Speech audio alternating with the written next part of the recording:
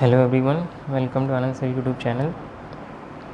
आज हम लोग एक क्वेश्चन सॉल्व करने वाले हैं मैथ्स चैप्टर से, मैथ्स सब्जेक्ट से, जो कि ये question class 12th board examination में 2023 में पूछा गया, मतलब इसी साल जो है ये क्वेश्चन पूछा गया है। और ये जो क्वेश्चन है ये डिटर्मिनेंट चैप्टर से पूछा गया है। क्वेश्चन में 3 इक्वेशन दिए हुए हैं एक्स वाई जेड 3 वेरिएबल्स में, और हमें क्वेश्चन को सॉल्व करके एक्स वाई जेड की वैल्यू बतानी है। तो इस तरह के क्वेश्चंस थोड़े लेंदी होते हैं, but they are easy to solve means compare to calculus and other topics in mathematics. हम लोग इस तरह के क्वेश्चंस को काफ़ी आसानी से बना सकते हैं। हमें सिर्फ एक फॉर्मूले की यहाँ पे ज़रूरत पड़ेगी, बाकी हमारे यहाँ पे अरिथमेटिक कैलकुलेशन है। तो चलिए देखते हैं कि इस क्वेश्चन को हम लोग कैसे सॉल्व करते हैं। तो सबसे पहले क्वेश्चन को पढ़ते हैं। क्वेश्चन में लिखा हुआ है solve the following system of equations bye matrix method. यहाँ पे 3 इक्वेशन जो दिए हुए हैं वो हैं x + y + 2y + 3z = 6, then 2x - y + z = 2 and 3x + 2y - 2z = 3।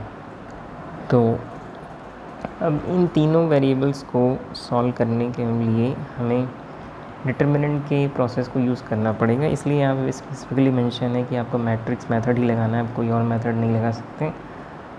तो चलिए देखते हैं कि यहाँ पे जो फॉर्मूले हैं उसको कैसे हम यूज़ करेंगे। तो हमें क्या करना है कि नेक्स्ट स्टेप में हम लोग सॉल्यूशन की तरफ जा रहे हैं, और ये देखेंगे कि हमें सबसे पहले यहाँ पे एक इक्वेशन फॉर्म करना होगा, और ये इक्वेशन जो है मैट्रिक्स इक्वेशन होता है। तो that is capital X = A inverse B।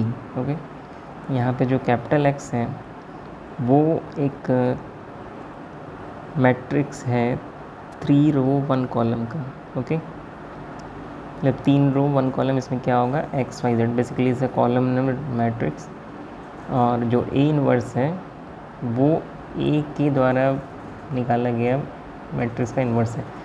तो सबसे पहले हमें मैट्रिक्स A यहाँ पे फॉर्म करना। तो मैट्रिक्स A यहाँ पे हम लोग फॉर्म करते हैं यूजिंग द गिवन इक्वेशन, जिसमें कि x y z के वेरिएबल्स को हमें लेना होता है। तो हमें ध्यान ये रखना है कि जब भी हम A लिखें तो उस समय हमारा सारा x y z जो है LHS में होना चाहिए। तो अगर हम ध्यान से देखें तो हमें फर्स्ट इक्वेशन से x y z की वैल्यू 1 वेरिएबल कोफिशिएंट की वैल्यू 1 2 3 मिल रही है। दूसरी इक्वेशन से हमें 2 - 1 और 1, और थर्ड इक्वेशन से हमें x y z की कोफिशिएंट मिल रही है 3 2 - 2, जो कि हम लोगों ने यहाँ पर रख दिया। तो हमें मैट्रिक्स A मिल गया, और ये मैट्रिक्स से 3 रो 3 कॉलम का, तो ऑर्डर यहाँ पे हो जाएगा 3/3।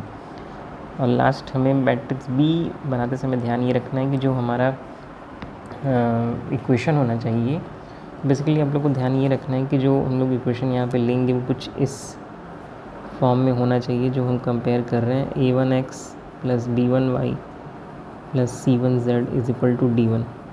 दूसरा जो होता है वो a2x + b2y + c2z = d2। और तीसरा जो इक्वेशन जनरल में होता है वो होता है a3x + b3y + c3z = d3। तो हम यहाँ पे कंपेयर जो है इन्हीं जनरल इक्वेशन से करते हैं। तो हमें d1 d2 d3 जो है RHS में रखना है। तो यहाँ से हमें मैट्रिक्स B एक कॉलम मैट्रिक्स मिल जाएगा 6 2 3। ओके, 3 रो 1 कॉलम। अब उसके बाद हम वापस आते हैं अपने equation that is x = A inverse B पे। तो सबसे पहले हमें यहाँ पे बेसिकली जो काम करना है वो A इनवर्स पे ही करना है, बाकी तो एक सिंपल मल्टीप्लिकेशन ऑफ मैट्रिसेस है। तो A इनवर्स को निकालने का जो फॉर्मूला होता है वो होता है adjoint of A divided by determinant of A। तो एडजॉइंट ऑफ A को निकालने से पहले हम ये चेक करेंगे कि डिटर्मिनेंट ऑफ A है कि नहीं है, क्योंकि अगर डिटर्मिनेंट ऑफ A 0 हो जाता है तो यहाँ पे एग्जिस्टेंस ही नहीं रहेगा A इनवर्स का, और A इनवर्स का एग्जिस्टेंस नहीं रहेगा तो इक्वेशन सॉल्व नहीं होगा, मतलब इनकन्सिस्टेंट हो जाएगा। तो सबसे पहले हमें यही चेक करना होता है इस तरह के क्वेश्चन में कि क्वेश्चन में दिया हुआ इक्वेशन कंसिस्टेंट है कि नहीं। तो ये डायरेक्टली हम A के डिटर्मिनेंट की वैल्यूज़ पता कर सकते हैं। तो यहाँ पे डिटर्मिनेंट हमने निकाला तो ये निकल के आ रहा है कितना 35। तो मैंने यहाँ पे रो 1 के अलॉन्ग एक्सपेंशन किया है, तो रो 1 के अलॉन्ग जब एक्सप्रेशन करेंगे, जैसे आप 1 लिए तो फर्स्ट रो फर्स्ट कॉलम को अगर हम छोड़ेंगे तो हमें यहाँ पे ये मैट्रिक्स मिलेगा, उसका डिटर्मिनेंट हम लोगों ने यहाँ पे बनाया। उसी तरीके से जब हम फर्स्ट रो सेकंड कॉलम को लेंगे तो वहाँ पे हमें 2 1 3 -2 मिल जाएगा। 3 को लेंगे तो हमें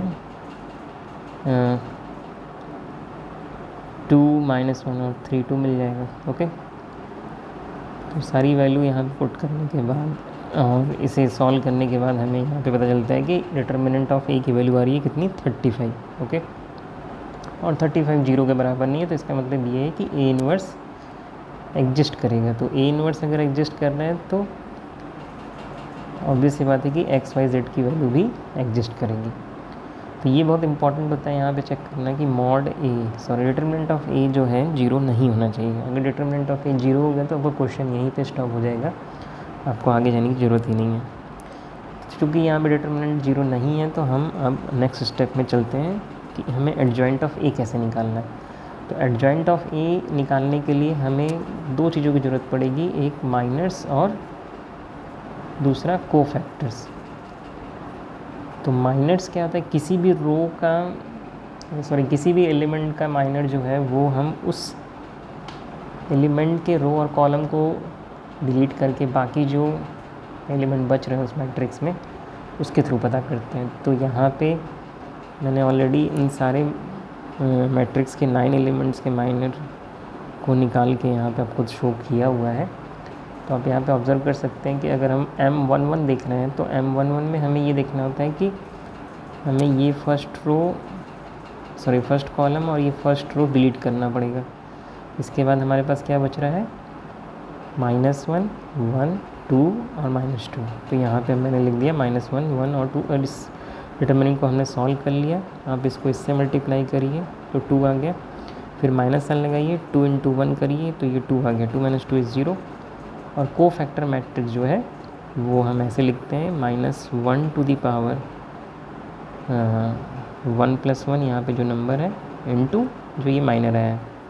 तो जहाँ पे भी -1 का पावर ऑड बनेगा वो माइनर का जस्ट अपोजिट हो जाएगा साइन। जहाँ पे भी -1 का पावर इवन होगा वहाँ पे माइनर और कोफैक्टर सेम होंगे।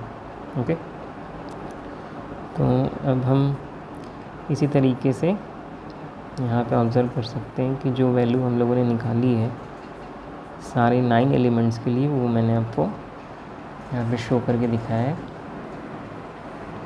तो हमारे पास A11 आ रहा है कितना, 0। फिर हमारे पास M12 की वैल्यू है -7। तो आपको ध्यान ये रखना है कि M12 में जब हम 1 + 2 करते हैं तो 3 होगा, और -1 का पावर 3 तो -3 10 रहेगा, इसलिए +7 हो जाएगा। देन हमें पता चला M13 के बारे में, वो आ रहा है 7। तो A13 भी 7 होगा क्योंकि 1 + 3 4 होता है, और -1 का पावर इवन जो है सेम चीज़ रहेगा। ओके, देन M21 पे हम चलते हैं। तो M21 में -10 मिल रहा है, तो A21 चेंज हो जाएगा साइन ऑड के -1 के ऑड पावर की वजह से। देन हमें A22 मिल गया सिमिलरली -11। देन M23 हमें मिल गया 4। देन फिर हमें M31 मिल गया 5, तो A31 भी हो जाएगा 5। देन लास्ट में हमें M32 मिल गया -5, तो A32 हो गया +5। एंड लास्टली हमें M33 -5 मिला है, तो 3 + 3 6 होता है, -1 का पावर 6 + 1 ही होगा, तो -5 × +1 इज़ अगेन -5।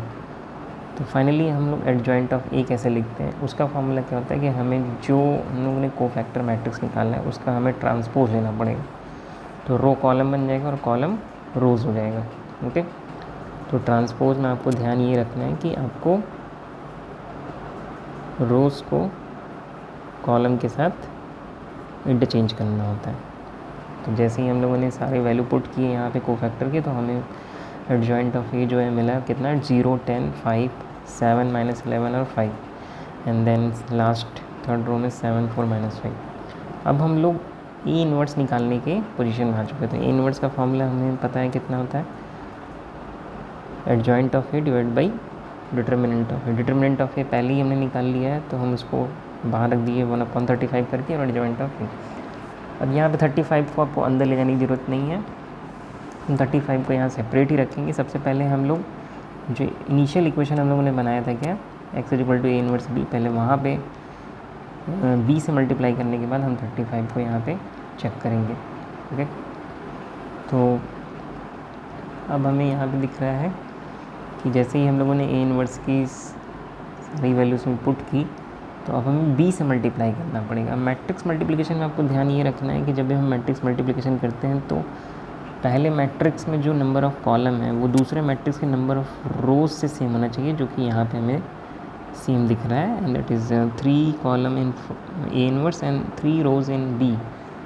और मैट्रिक्स को मल्टीप्लाई करने के बाद जो फाइनल ऑर्डर बनेगा वो डिपेंड करेगा कि पहले मैट्रिक्स का नंबर ऑफ़ रो कितना है और दूसरे मैट्रिक्स का नंबर ऑफ़ कॉलम कितना है। तो यहाँ पे पहले मैट्रिक्स का नंबर ऑफ़ रो है 3, दूसरे मैट्रिक्स का नंबर ऑफ़ कॉलम है 1, तो यहाँ पे हमें बेसिकली एक कॉलम मैट्रिक्स मिलने वाला है 3 रो 1 कॉलम का।